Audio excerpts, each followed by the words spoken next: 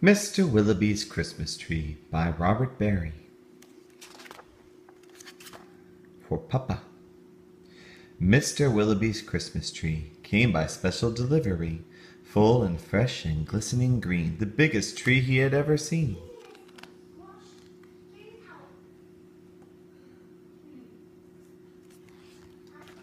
He dashed downstairs to open the door. This was the moment he'd waited for. "A magnificent tree, splendid," he cried. "Please, sir, won't you carry it right inside? I think it might look best this year, right in the parlor corner here." But once the tree stood in its place, Mr. Willowby made a terrible face. The tree touched the ceiling, then bent like a bow. "Oh, good heavens," he gasped. "Something must go." Baxter the butler was called on in haste to chop off the top, although it seemed quite a waste. "That's great," Mr. Willowby cried with glee. "Now we can start to trim my tree."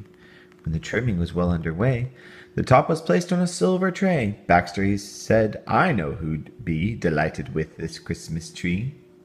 So it was presented to Miss Adelaide, Mr. Willowby's upstairs maid.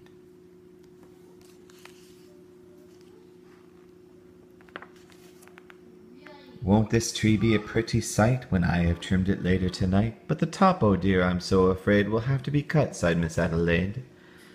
And so with scissors sharp and long, she snipped off the top while she hummed a song. The top was set out the very next day, in the back of the house to be thrown away. That little treetop caught the eye of Tim, the gardener, passing by. He certainly was not about to see that little tree thrown out.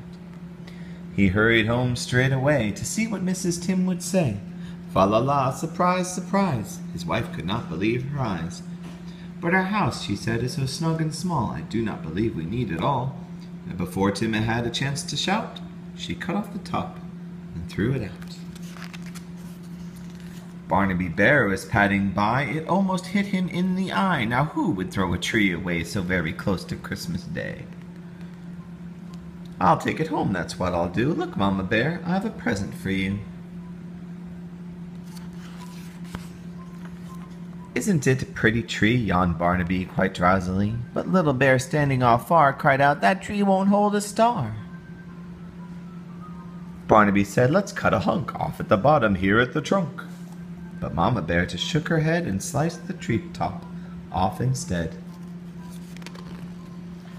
"Jolly by golly," Barnaby said with a kick. "Mama, that surely is just the right trick. Let's trim it with bells and honey rings, some berries and tinsel and popcorn on strings." Mama said, "Trim it just as you like. I've got to tidy up for the night.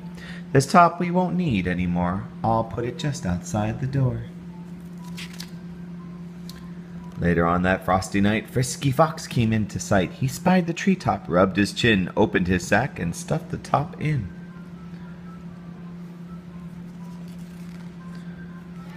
He scampered home and jumped his gate. This Christmas present couldn't wait. "It's even better than mincemeat pie," said Mrs. Fox with a happy sigh. Then the foxes saw that their Christmas prize was just a wee bit oversized. "There, my dears, don't you worry. I'll fix this top now in a hurry." Benjamin Rabbit found it then, just outside the fox's den. It seemed, he thought, most certainly, Santa left that for my family. "Look," he cried, "see the tree I found?" With that he called his family round. Then there was a merrymaking, rollicking, frolicking, carrot-shaking celebration around the tree. All were as happy as rabbits could be.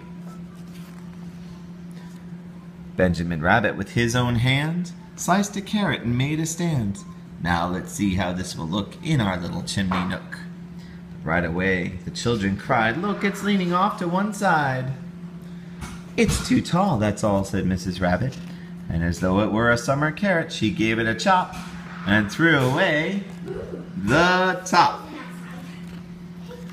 Then Mistletoe Mouse just happened to see that tiny tip of a Christmas tree. He pulled it through the snow and ice. Up some stairs, he fell down twice. At last he reached his cozy house. "It's just the right size," said Mrs. Mouse. Then at the top, if you please, they made a star made out of cheese. Oh, wasn't it grand to have a tree exactly like Mr. Willowby? The end.